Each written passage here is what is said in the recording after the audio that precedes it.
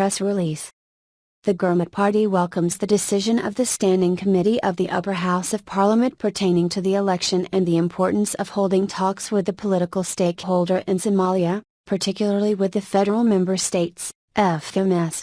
Further, Gurmad Party echoes the message from the international partners, which calls for the federal government to convene a meeting to discuss the electoral system and resolve all outstanding issues in order to hold an election that is credible, legitimate and transparent in the eyes of the public and political stakeholders.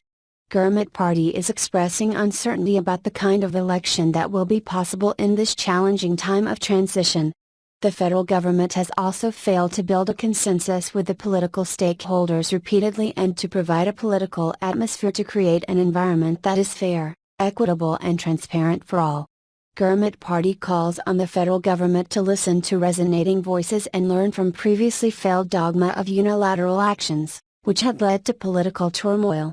The inaction of the federal government is taking the country backward and undo progress achieved in areas of peace building and political democratic governance in Somalia.